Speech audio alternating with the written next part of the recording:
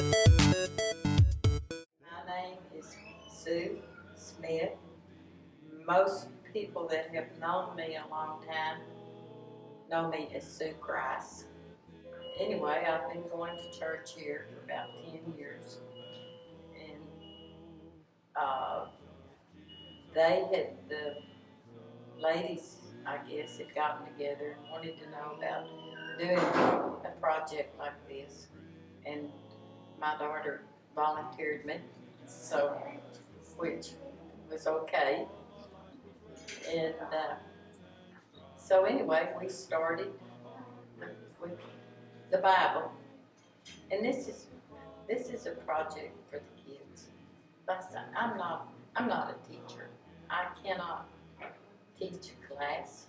I never have. Kids intimidate me, I guess. But I can do this for the kids, and this is a story for the kids, and they can come up and they pet the animals, and they know who they are. And the the one story that always touched my heart, a little boy would come up with the pig pen, and I put a tear in his eye because he's sitting in the slop with the pigs, and he said, "Oh, Mom, he's crying. He needs to go home." You know, and I thought that's such a sweet story because he knew the story. But this picture is special. This one, I wanted something really special at the end of the hall. As you come in and look this way, you see this picture. Most all of our pictures that are for the kids are in a cartoonish, I guess you could call it, format. I didn't want this picture of Jesus to be that way. I wanted it to be special. And so I tried to make it special. I tried to make it special to me in the hope that it would be special to other people. The frame, I wanted it framed. And we have a man here that he told me he would frame it for me. He said, "What kind of frame do you want?" I said, "I want something. I don't want it to look new. I want it to look old." So he asked me about doing it with the cedar post, and I said, "Well, bring me a piece of it and let me see." So he brought me a small piece. I stained it and I varnished it.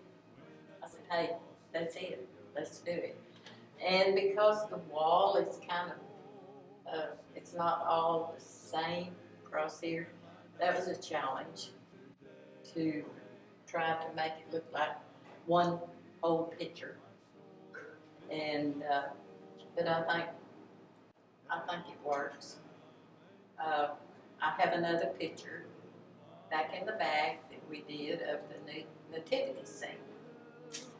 That one, I didn't want it to be cartoonish either, because that one, anybody driving down the street, anybody can see that picture, and I wanted it to be special. So during all this remodeling, they're going to put a big picture window back there and put a light on it so that it'll be seen by whoever looks over this way. They can see it. And I wanted that one to be special. And I think it looks good. It's probably not perfect. None of this is perfect. But it's as good as we could do with what we had to work with. My name is Eva Dyer. I'm a retired elementary teacher, and I'm from Eastland originally, Eastland area, and I lived here and went to church here until I graduated from college and moved away. And then after getting married and having children and coming back, we've been here since 1999. And I got started on helping paint, thinking I was just going to do background work because I had never done artistic type painting before. I always wanted to try, but I didn't think I could. So when I got started, Sue handed me a tiny paintbrush and said, I need a tree right here and I'll show you how to do it. And she's been showing me how to paint ever since. This is the painting that we did here. It was to do something that the children would immediately recognize when they came in, that they would see it and know this is baby Moses, his sister, this is Pharaoh's daughter. And the reason we made a paste, or I did, of glitter paint with extra glitter to make her look sparkly as though she's wearing jewels. And because she's royalty, and we had her in purple because of that also. But this was the inspiration for that, was just because she was royalty and we wanted her to sparkle and shine. My name is Lisa Harrod, and I live here in Eastland and attend church here. And a few years ago, we had a group of ladies get together and wanted to revamp our children's program. We changed curriculum, we changed focus. We wanted to be more Bible-based. We wanted the kids to, when they graduated up to high school class, to have been through the Bible cover to cover and to know the stories and have a deeper understanding. And we put forth a goal statement, and then we said, okay, we want it to be fun and exciting too. And so looking at our building, it's old and it was dark and kind of drabby, and we said we need to brighten it up and make it more inviting for the children. And so someone said, well, let's paint a mural. Let's do a mural. And I quickly spoke up for that, and I said, well, that'll be my contribution to the effort, because I said I know just the person that needs to do this. And I was thinking of my mother, because at that point my brother had just died of brain cancer at 54, and very unexpectedly, and it was rough. It was a rough time, and she didn't want to get out, didn't want to do anything. And I thought, well, she loves painting. She's a good painter, and this would be a way for her to socialize a little bit, take her mind off of it. It's therapeutic. Painting is therapeutic, and so I kind of asked her, kind of told her she was going to do it. And so we put a call out for anybody that was interested, that wanted to help on the mural.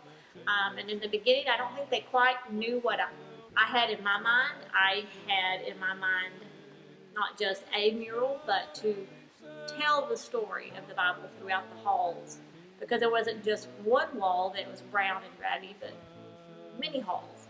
And so we found a good little children's book that I thought was animated cutely, and we've taken inspiration from that. And if we didn't like the picture, then we'd look for a different picture, and we began painting. And we have had many different people come up and paint and help us out, and some just came up and base coated, some came up that had never painted before. We said, it doesn't matter, come on up, we'll use you in some way. And so we've had many people come up and paint. We've had our Dorcas class, which is a 5th and 6th grade class that Dr. Sandy and Janie Averig have been doing for many years, training these young ladies to be like Dorcas, to be a servant for others. And so they came up and they've painted on the wall, and so it's just been a real, I think, blessing to the different people that's participated. And I know for a fact, watching little children's reactions when they come in here, that it's doing everything that we wanted it to do. And I've seen little ones point and tell the story. I've seen them concentrate on different little aspects, and their little brains come up with something that we didn't even think of when we put it up.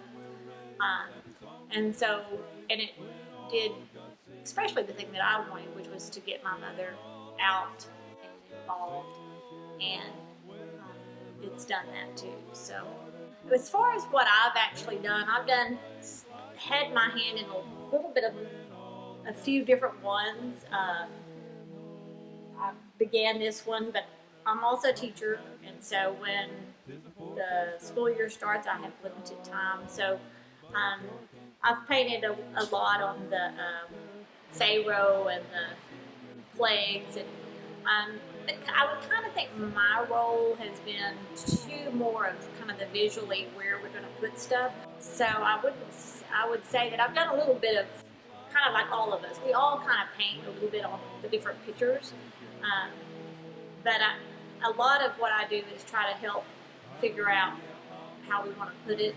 But even that, this last year, I haven't been here much for them for that either. They really, Eva and my mom, Sue, have been the mainstay of getting this done, and others have come in and helped. But they're the main ones that have done it, and they've just done a fabulous job.